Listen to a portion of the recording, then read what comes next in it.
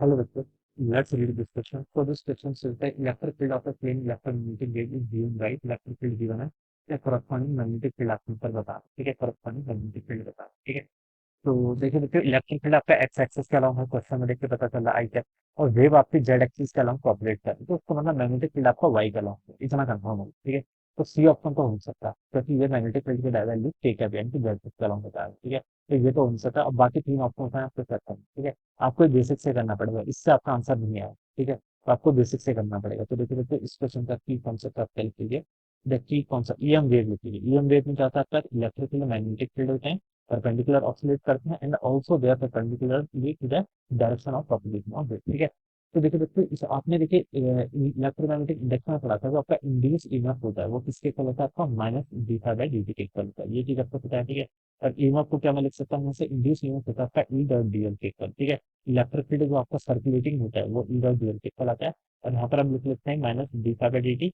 और phi phi क्या होता है, फ्लक्स। फ्लक्स को हम क्या लिखते हैं, आपका बी वेक्टर डॉट ए, ऐसे ही तो लिखते हैं ना, तो ये वैल्यू जाएगी, ठीक है?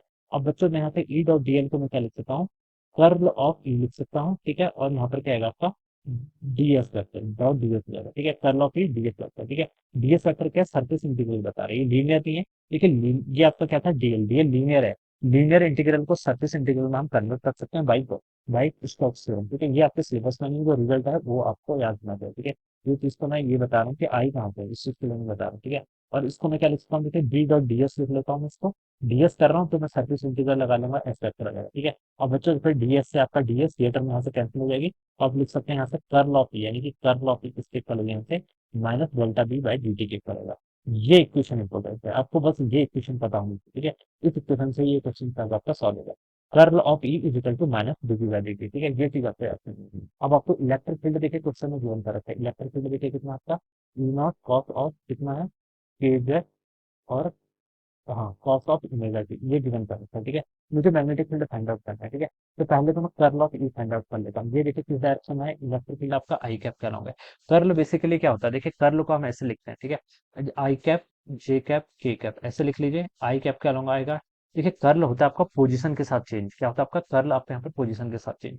तो डेल्टा बाय डेल वाई और डेल्टा बाय डेल जेड ऐसे लिख लेंगे, ठीक है? एक्स एक्सिस क्या लूंगा, ई इलेक्ट्रिक फील्ड का कंपोनेंट है, तो चलिए इस पूरी टर्म को मैंने ई एक्स बोल दिया। वाई एक्सिस का लॉन्ग तो कोई नहीं है, आई कैप के टर्म ही है, तो ये भी जीरो ये भी जीरो, ठीक है? तो यहाँ से मैं कर्ल की वैल्यू कितने की, देखिए इस टर्म को सॉल्व करेंगे तो ये तो पूरा जीरो हो जाएगा। माइनस जे कैप करूंगा, ठीक है? तो यहाँ से ये, यहाँ से ये, ठीक है? एक्स ये देखिए ये कितना जाएगा आपका, जे कैप से कितना आएगा आपका डेल्टा बाय डेल एक्स, ये टर्म जीरो आएगी, minus delta E x by कितना होगा यहाँ से डेल्टा जेड, ये टर्म यहाँ से इतनी जाएगी, ठीक है? प्लस आपका के कैप, जैसे आप क्रॉस प्रोडक्ट करते थे वही कर रहा हूँ मैं। डेल्टा एक्स ये टर्म जीरो, और यहाँ पर कितना आ गया आपका zero minus delta of E X divided by delta Y, ये टर्म आएगी, ठीक है? अब इलेक्ट्रिक फील्ड देखिए जो आपका है, ये पोजीशन में किसका फंक्शन है, जेड एक्सिस का फंक्शन है, ठीक है? और डेल्टा वाई, वाई के रिस्पेक्ट में डिफरेंशिएट करूंगा तो ये टर्म तो आपकी जीरो हो जाएगी, ठीक है? तो मैं यहां से लिख सकता हूँ जो आपका कर्ल ऑफ ई है, बेसिकली कर्ल ऑफ ई, इसकी वैल्यू बच्चों कितनी आएगी, इसकी वैल्यू को मैं यहाँ से लिख सकता हूँ, देखिए ये वाली टर्म बचेगी, ठीक है? ठीक है, माइनस जे कैप से माइनस माइनस प्लस हो जाएगा, तो ये बच जाएगा आपका delta of E X divided by delta Z के इक्वल, ये आपका आ जाएगा, ठीक है? ये आप टर्म आपकी यहाँ पर से इतनी रहेगी, ठीक है? ये टर्म आप किसके इक्वल, आपकी minus dB by D T के इक्वल है, ठीक है? ये वैल्यू को आप यहाँ पर से ऐसे लिख सकते हैं। ऑलराइट, ये टर्म आपकी क्या हो जाएगी यहाँ पर से, इतनी हो जाएगी।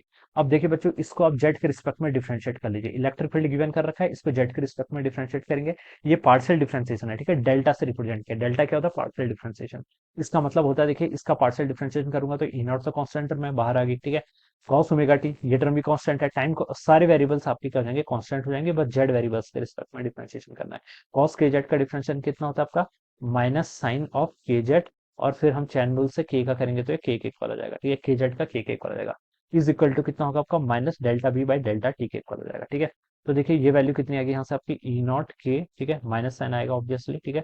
माइनस से चलिए माइनस को कैंसिल कर लीजिए, ठीक है? दोनों साइड माइनस से माइनस कैंसिल हो गया, तो ये अब आपका प्लस हो जाएगा, ठीक है? तो ई नॉट के क्या बच गया आपका, कॉस ऑफ ओमेगा टी, ठीक है? और यहाँ पर कितना बच गया, साइन ऑफ के जेड, ठीक है? ये वैल्यू किसके इक्वल आपकी, delta B by delta T के इक्वल, ये वैल्यू इतनी है। अब इसको आप इंटीग्रेट कर लीजिए, ठीक है?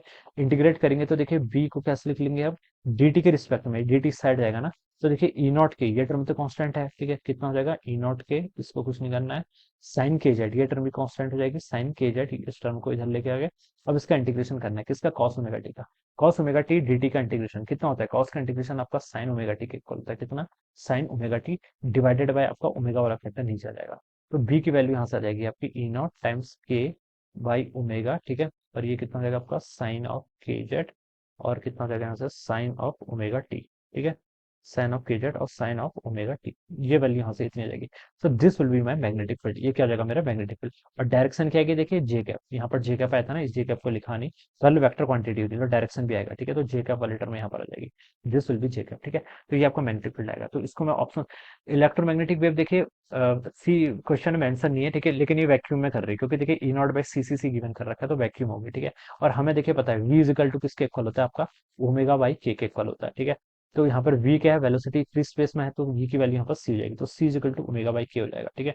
और यहाँ पर क्या है के वाई ओमेगा, तो के वाई ओमेगा कितना हो जाएगा ई नॉट बाई सी, तो इसलिए हम इसको लिख लेंगे E naught by C sine of कितना के जेड टाइम्स आपका साइन ऑफ कितना omega T. So this will be my magnetic field, ये मेरा मैग्नेटिक फील्ड हो जाएगा, ठीक है। ये होता है, इसको प्रॉपर तरीके से हम इस तरीके से सॉल्व करेंगे, जे के पोजिट डायरेक्शन, तो ये ऑप्शन में गिवन है E naught by C sine K Z, E naught by C sine K Z cos, cos में साइन की टर्म है, तो फर्स्ट ऑप्शन से इसका वैलिड मैच कर रहा है, ठीक है, तो फर्स्ट ऑप्शन ट्रू हो जाएगा, बी ऑप्शन भी आपका रॉन्ग है और सी डी भी रॉन्ग है, ठीक है। तो ये आपका प्रॉपर प्रूफ होता है, ठीक है, इस तरीके से हम इसको करते हैं। आपको बस देखिए ये फॉर्मूला याद है ना, आपको ये पूरी इस चीज से कोई मतलब नहीं है, आपको ये फॉर्मूला याद होना चाहिए, curl of E minus D B by D T equal होता है, कर्ल फाइंड आउट करना आना चाहिए, ठीक है, तो बस बस प्रोसीजर से सॉल्व हो जाएगा answer, okay. So this would be the answer. So I hope you all understood this concept. All the best and thank you so much.